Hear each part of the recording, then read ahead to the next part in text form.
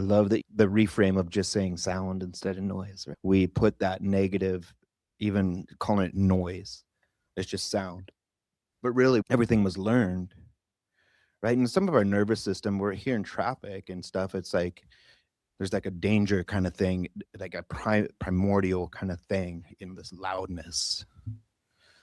Slamming doors was a huge thing for me on it, like especially in meditation when I was trying to meditate in a door opening, it'd be just like, what the fuck?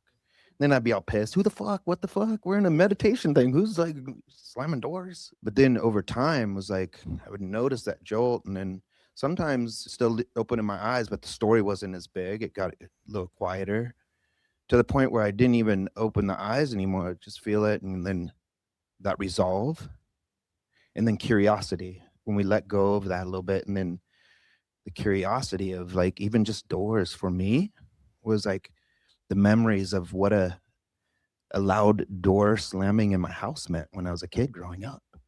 So, oh, no wonder. So it's, oh, you're okay, bro. And it's like, make sure, open your eyes. Okay. That choice kind of thing. Yeah. But it takes time, right? And that's what I wanted to talk about tonight is wherever we're at on our practice, on this path, meet ourselves right there. Like it's hard sometimes, like offering on a Thursday night drop-in group where to get really into the nitty-gritty of the practice. It's mostly we're coming to practice together. So hopefully these words can just inspire with some of my relationship with these practices. A lot of times my relationship to my discomfort and disorganization. But ultimately it's, if anything, can I offer some words to inspire? And the one thing is like to meet ourselves right where we're at.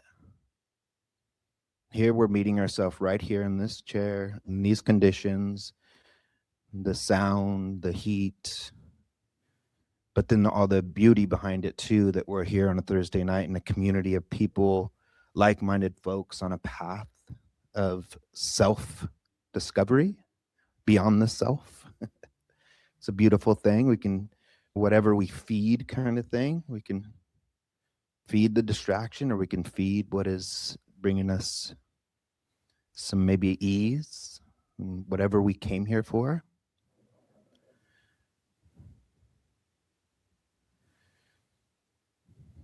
But if nothing more than that, of just being curious of where am I at, not just physically, but on this path, and can that be good enough? Even if, and I find myself in this a lot of times, no matter how far I've gone on the path and how much stuff like just working on the little or being clear, having clarity around why do doors jolt my nervous system so much? There's bigger things than that for me that I've been able to be curious about and have some quote unquote healing around. But then find myself later in practice, like 10 years later, dealing with that same thing that is irking me. It's like, whoa, did I fall off the practice? Is my practice gone? Or no, can I just meet myself right there and be curious? What is different about this being here now? Is it getting into those reactive behaviors? So the curiosity, or can I just hold it and be with it? Can I respond? Can I, yeah, have that clear discernment of what is really happening in this moment and not attached in the clouded story, and to make a skillful response or a skillful choice? And sometimes it's just being with the discomfort that is arising. And that's where our practice leads us, right? It's not, let's see, Sit.Feel.Heal is like a kind of a simple way of talking about the practice for me. And it just kind of became this name thing when I was talking about it. So heal is in the word, but I don't think it's we heal, but there's still scars, right? We tend to those wounds, but there's still maybe even pain. Like you had a knee surgery or something. There's still maybe some scars and maybe some pain, but it wasn't like it was before. Same with our emotional discomfort and those kind of things. veering off of just speaking to my experience about it and maybe some of the folks that have had a practice and when for some reason their Dharma Buck account is empty, fully withdrawn. I've found myself there before, right? So it's how do I meet myself right there and where is my attention going to be? Where do I shift my awareness? Where do I shift even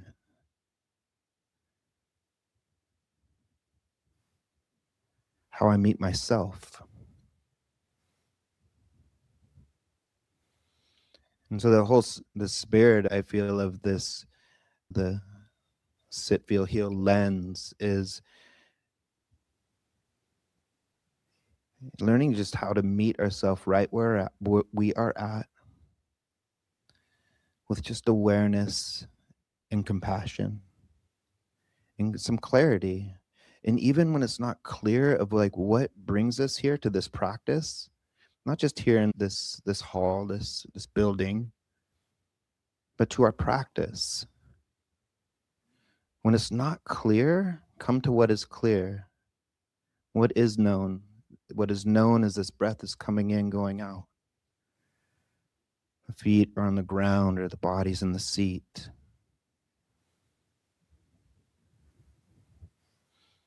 And that's what I want to inspire tonight is to be curious about what do you really need in this moment right now? What does the mind need? What is the desire to have more clarity of mind, to have more compassion in the mind, to have more balance, calm, whatever it may be?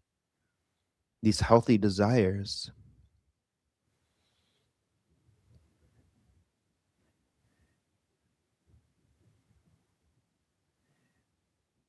And even when the conditions are set, when we have this intention of this is what we are practicing here, what are the conditions of the mind?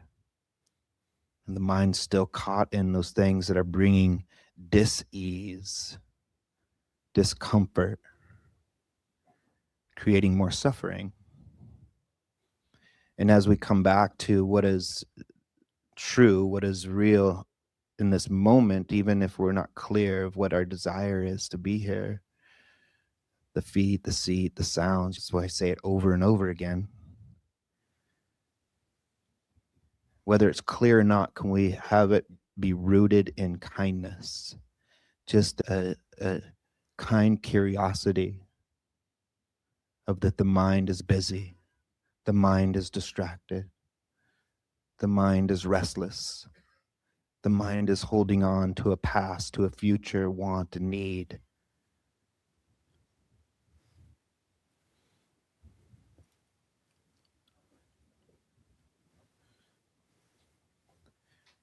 Like I was driving down, and most of the time, I kind of have an idea of what I want to just not want to talk about, but I guess it's what's on my heart. I kind of reflect throughout the day or the week.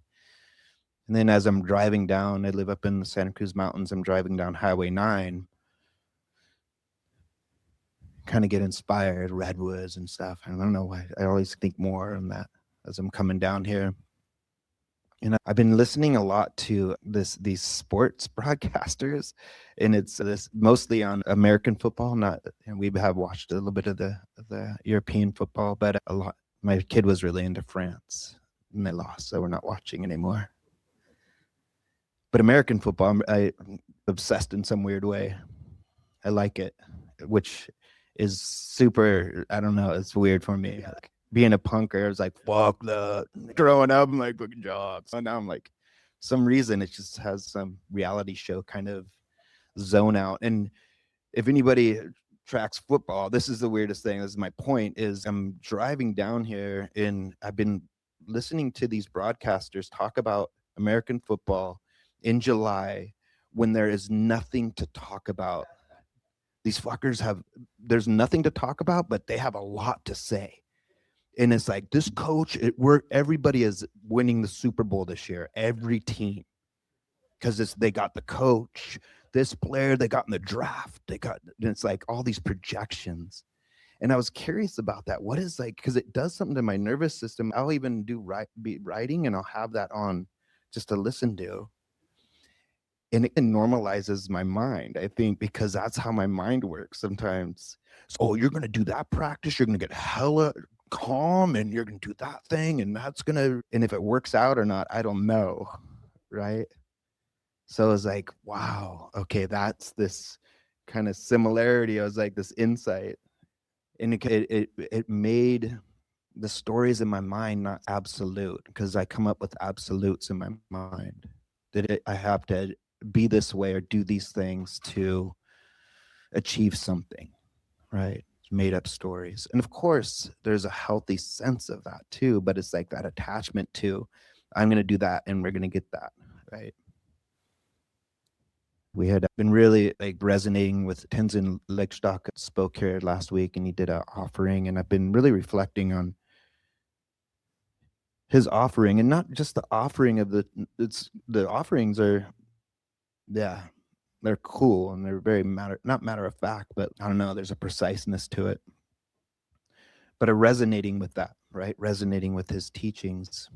And so I took a course and taken a course with them, but it is even that. I can see myself, okay, I'm inspired by a teacher, so I'm going to start to that teacher and I'm going to do that and that teaching, and then it's going to be on, right? It's like, whoa, man. So this is where I'm at in my practice. So the intention here is for y'all to just be curious tonight of where you're at in your practice. And if it's just to hear on Thursday night and have an intention to be here, and without trying to force being calm or trying to force, can that just be the North Star of clarity, of calm or ease or whatever brings you here? That's the North Star. And then what are the conditions of the mind? What ways can we steer the mind to ease? And we question it. And that's what I love about this mindfulness practice through the Buddhist tradition, because there is some structure, but really I reflect on the Buddha's words and like this offering, and it's really try it on, be curious. It's not about stopping the mind from thinking. This is what I hear. I hear, meet yourself right where you're at. Be curious about experience. Be curious about how you are meeting your experience and what is leading to more of that healthy desire, that want, that need. Because I don't know about you, but I didn't come through those doors all flowery, like wanting my life all is already killer and I just wanted it more killer. I was desperate enough to try this stupid thing called meditation that I had a bunch of opinions about.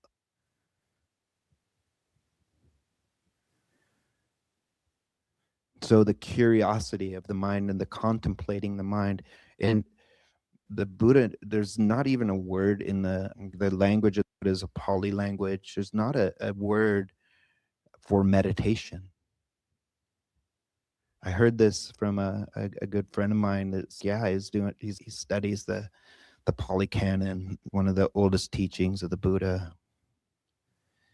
And it's like there's no word for meditation. And when he would refer to what we're doing, the practice that we offer here is cultivation through contemplation. And so what are we cultivating? I'm cultivating kindness, cultivating compassion, cultivating joy, balance, cultivating what brought you here, what brought you here, but that desire, right? And there's tools, there's the foundations, and that's what we practice here a lot as the foundations of mindfulness, the first foundation of just bringing your awareness back to the breath and body over and over. And when I say body, it's through how we experience life through our body is through the senses. And that's sound. We just mentioned it, how sound, we have an opinion, right? And that can, yeah, bring up a lot of stories. So we notice that. We notice taste, we notice smell, we notice seeing. This is how we experience life. Touch.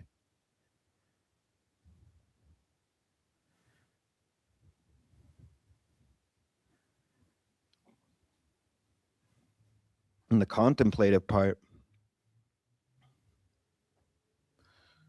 I believe, is where the Eightfold Path of mindfulness comes in. This is what we're cultivating.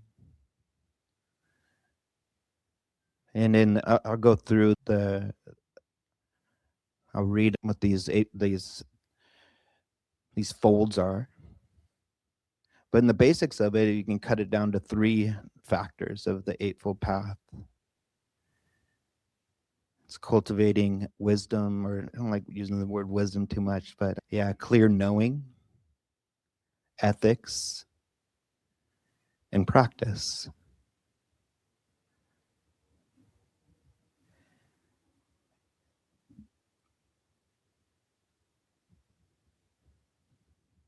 The Eightfold Path is that word wisdom. It's like they use wisdom or right. It's like right view, wise view.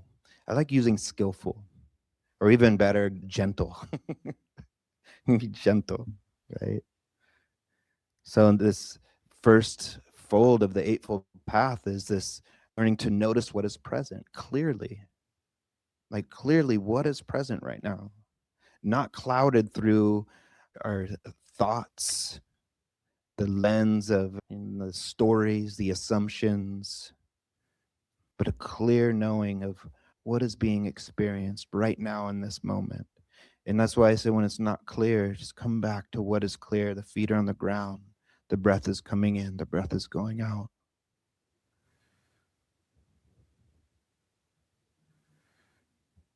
And skillful intention. We were just talking about this skillful intention, choosing your direction, orienting the heart and the awareness toward kindness, curiosity, compassion.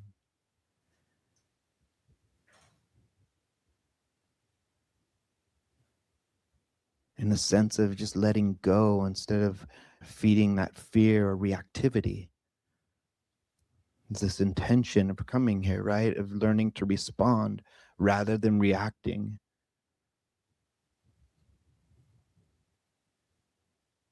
Skillful speech.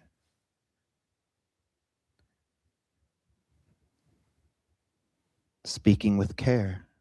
And this means for ourselves. Can we speak with care as that inner dialogue is happening? Using words that are honest, helpful. And this is the through line, I feel like, with our practice as we're coming back to the breath, as we get distracted, as we're not clear. And then all of a sudden we're like, oh shit, we're here Thursday night, we're meditating. Instead of slapping the hand or that walk of shame back to the breath, can it be like, oh, hello, dear one. Of course you're caught up in that story. Can it just be like rooted in kindness? Or just a softening, feeling the exhale, and that softening. Thich Nhat Hanh, I think, calls this liberation, this out breath, this liberation in each moment.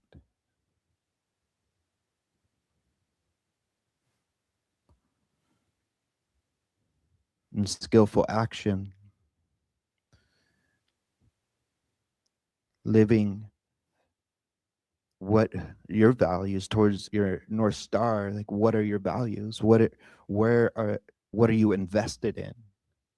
Where are you putting your time, your energy, your awareness?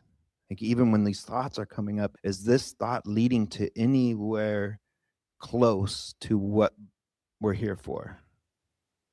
Or is it just leading into more delusion? Can we just come back?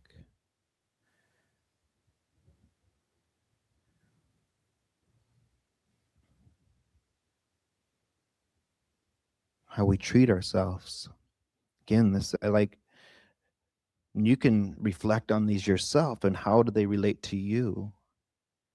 For me right now, it's this inner dialogue. for me.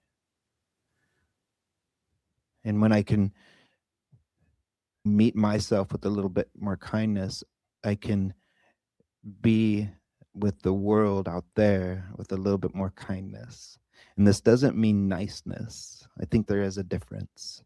You don't need to be polite. I think that's a, can we be kind? And sometimes kindness is no. Sometimes kindness is I can't, you know?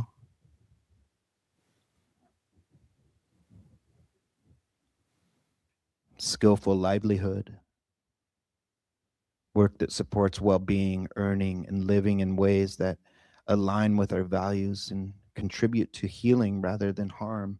And this is a hard one. The balance of we need to pay the effing bills, right? And where we are at in life doesn't mean that we don't have a North Star. Even for me, with this opening up the center and doing more offerings here and outside of this place, is I was really caught up in this. I needed to take on more because of the scarcity of that. Oh, I better get it while I can because it's going to be gone, right? And then getting caught up in this greed. It was a greed, and it was causing more suffering, and it was pulling me away from my practice. The thing that was like should be bringing me closer to it, it was super unbalanced. So again, this reflection for me. Whoa, bro, are you in line with all these? And these aren't like, these are things to reflect on, that these are laid out not as a, as I believe, as not as rules or the 10 commandments. These are things to reflect on in our own lives. Can these be a North Star? And again, like your own way with it. What is true for you?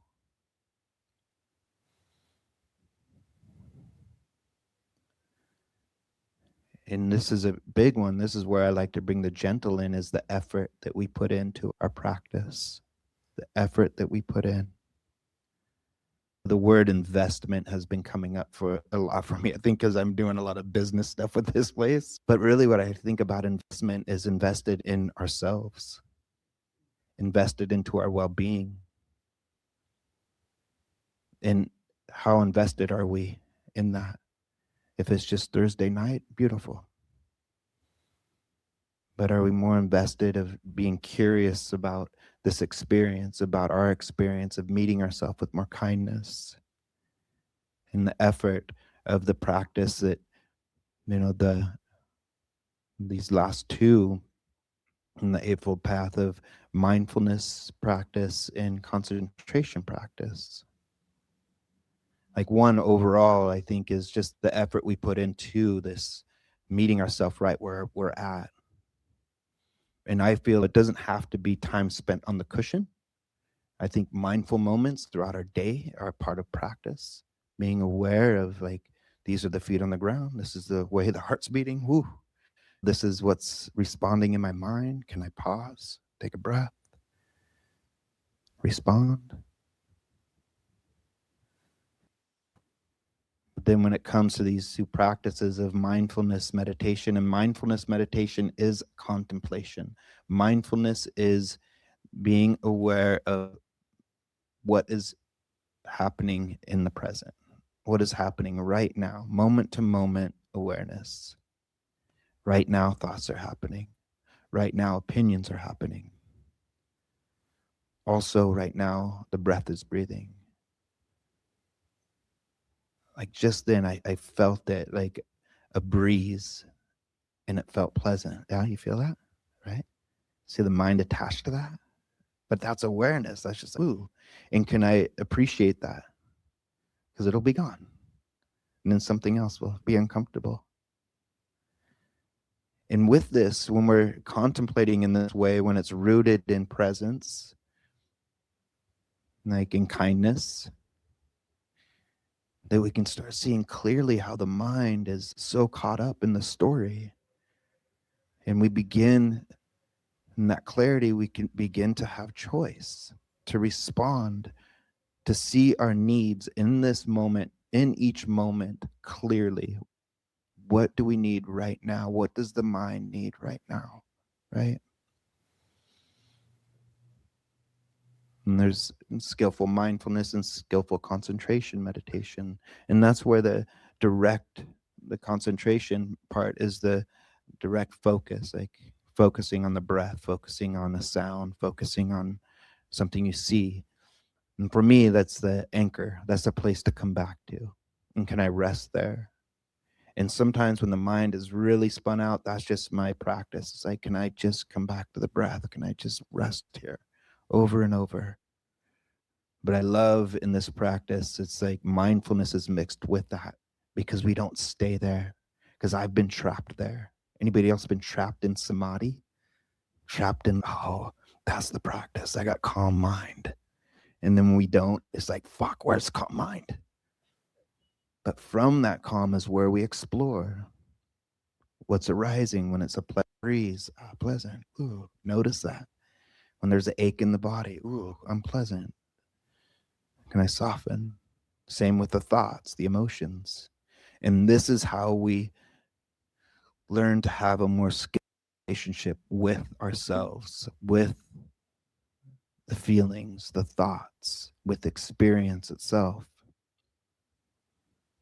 A more skillful and compassionate relationship with ourselves that is rooted in kindness so that we can meet the world with more compassion.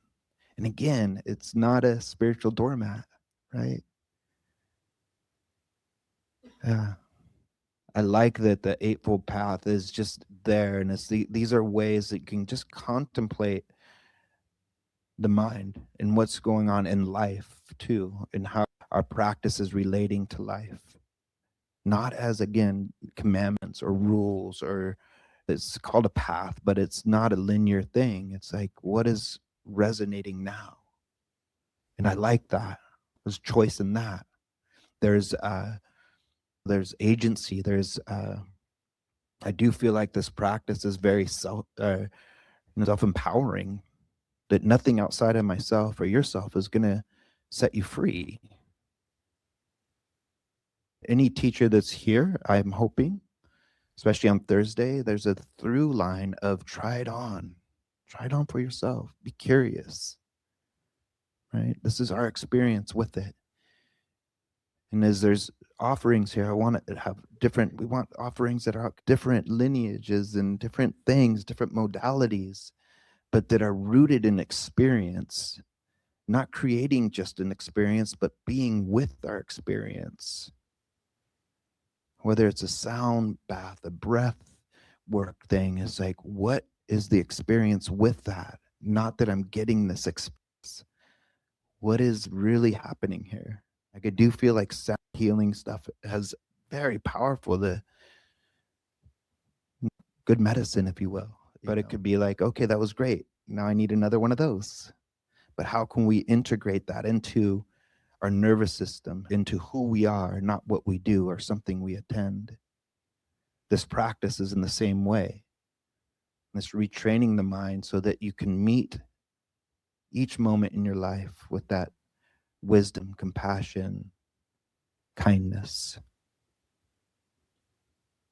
And we can do this together no matter where we're at on the path.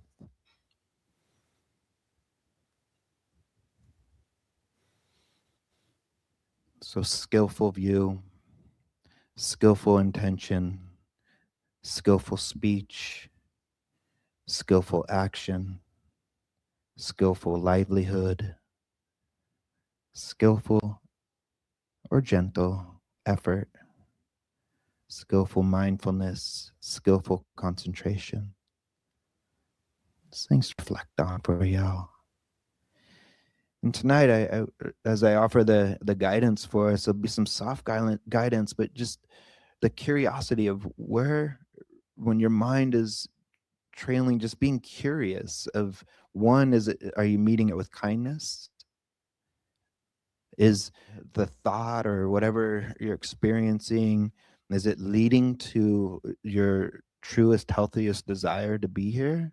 Is it leading to ease? Is it leading to compassion or clarity? Maybe a thought is. I don't know. Or is it leading to more delusion? Because if I figure it out, then it's going to be like that. And then when it's not, I'm disappointed, right? Question it. And I'll just send a little reminders to, we're here with your breath. Remember the breath. Remember the feet, the seat, the sounds. I always like to think of it like the concentration meditation is like a helium balloon tied to a kid's wrist. And the mindfulness is the balloon just popping around. So you're grounded, the feet, the seat, the sound, and the mind's bopping around a little bit, but not floating away. Right? Yeah.